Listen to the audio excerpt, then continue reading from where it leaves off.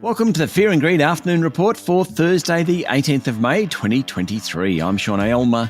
Every afternoon, we've got the 5 stories that happened today that you need to know about. Story number 1, the S&P ASX 200 closed up 0.5% to 7,237 points. Tech stocks were the stars, while material companies also did well. Real estate and healthcare stocks were the underperformers.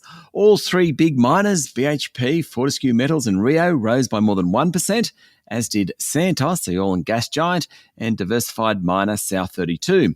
The banks were generally higher, while some of the more defensive large caps, Woolies, CSL, Toll Road Group, Transurban and Telstra, underperformed. Away from equities, the unemployment rate last month rose to 3.7% from 3.5% in March, according to figures released today from the Bureau of Statistics. That reflected a loss of 4,000 jobs during the month. It also suggests the heat is coming out of the housing market.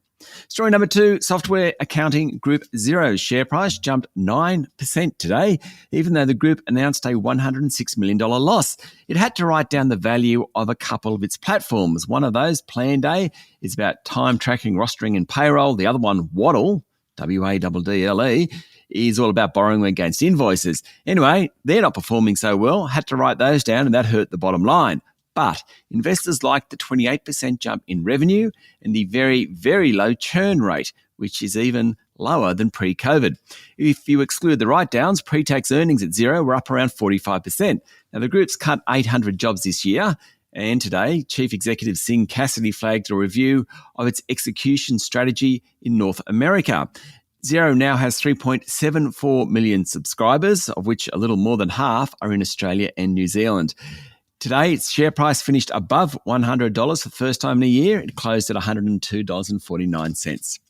Story number 3, gaming machine maker Aristocrat Leisure has announced a 27% jump in its half-year profit on the back of strength in its US business. The group, which earlier this week announced a $1.8 billion bid to buy US lottery group Neo Games, also upped its dividend for the 6 months to the end of March. But investors weren't impressed, and Aristocrat's share price closed down 3%. The weak spots were a drop in income from mobile gaming and a soft performance in Australia. But in the US, revenue was up sharply. Chief Executive Trevor Croker said the result proved that diversification of assets is working for the business amid challenging market conditions in previously strong performing categories.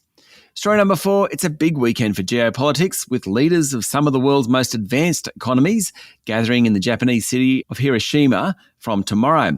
Plenty to talk about. The global economic outlook remains problematic. Both inflation and the cost of living pressures are hurting. Russian President Vladimir Putin continues his war in Ukraine. A post-pandemic China is expanding its economic and strategic clout. There are squabbles between allies, and who's helping Russia and who isn't remains contentious.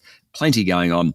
The group of 7 countries, the US, Japan, Germany, France, the UK, Italy and Canada, will also be joined by invited guests, including Australian Prime Minister Anthony Albanese and the leaders of Vietnam, India and Brazil.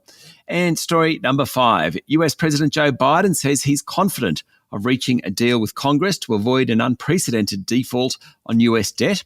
The fiscal standoff is shaking up financial markets and caused Biden to cancel his proposed visit to Australia and Papua New Guinea over the next week or so. He'll still attend the G7 Leaders Summit in Japan this weekend, though. Biden said a meeting with congressional leaders, including Republican Speaker Kevin McCarthy, had been civil and respectful, and all parties understood the consequences of the failure to pay our bills. He said he was confident of a deal and America won't default. His comments were greeted positively by Wall Street, also equity markets around the world. Markets generally finished higher today. That's it for the afternoon report for Thursday, the 18th of May, 2023. Michael Thompson and I will be back tomorrow morning with the Friday edition of Fear and Greed. I'm Sean Aylmer. Enjoy your evening.